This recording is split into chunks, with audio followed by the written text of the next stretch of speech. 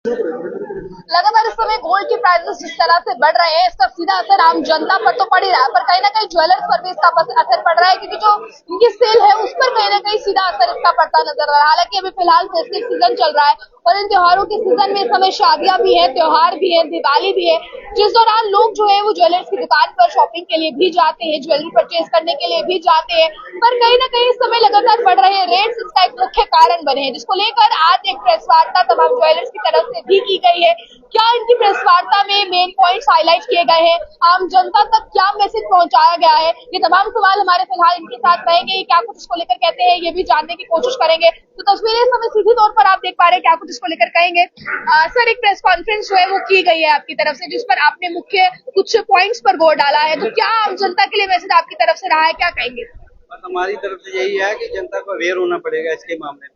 ये no polish, no wastage, हर एक आदमी को जो भी किसी ज्वेलर के पास जाता है उनको ये पूछना चाहिए कि ये नो पॉलिश और नो वेस्टेज का क्या फंडा है, क्या फंडा है। मतलब जो लोग ये कहते हैं कि कोई भी पॉलिश की चार्जेस नहीं लिए जाएंगे या फिर नो वेस्टेज की बात करते हैं, इस पर कहीं ना कहीं आम जनता को सवाल करना चाहिए कि क्यों आप नहीं कर रहे हैं। जनता को दुकानदार से यही सवाल करना चाहिए कि जब आपने लिख के लगाया हुआ है कि नो वेस्टेज नो पॉलिश, फिर आप जो बिल बना रहे हो इस पे कैसे जोड़ रहे हो ये बाकी एक्स्ट्रा चार्जेस। आपने जो गोल्ड रेट लिखा है उसके हिसाब से हमें तो वेट करो प्लस गोल्ड रेट लगाओ, बस दे दो हमें, that's all. No GST, no, बस यही होना चाहिए। इसीलिए हम अवेयर कर रहे हैं कस्टमर को कि हर कोई किसी भी शोरूम में जाके आप यही बात करो। आपको क्या लगता है सर, जो लोग ऐसा कर रहे हैं, क्या ये आम जनता के साथ धोखा है या इस पर भी कोई ना कोई प्रॉफिट उन ज्वेलर्स को भी है। देखो मैडम जी, हम धोखा या किसी को नहीं बोल रहे कि ये धोखा कर रहा है।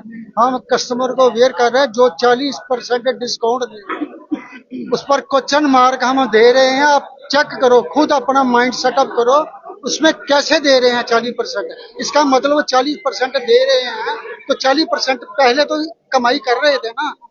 और अगर 40% डिस्काउंट दे रहे प्लस भी 20% तो वो प्रॉफिट रखेंगे ना। इसका मतलब 60% हो गया ना।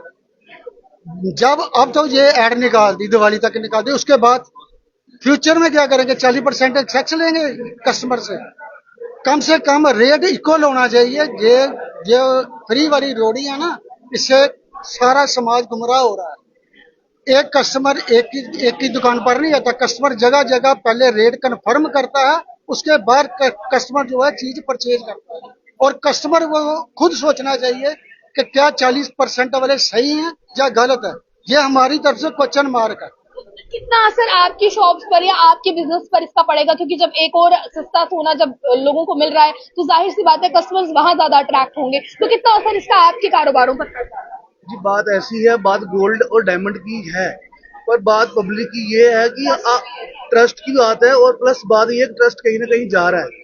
तो उस चीज को हम लेके ये बात करते हैं कि आपको गोल्ड का रेट जैसे इश्यू होता है आपको, और जो नॉर्मल लोग हैं उनको डायमंड बहुत महंगा लगता है। ठीक है, उनको महंगा इसलिए लगता है क्योंकि डायमंड का जो रेट है वो है नहीं कहीं पे।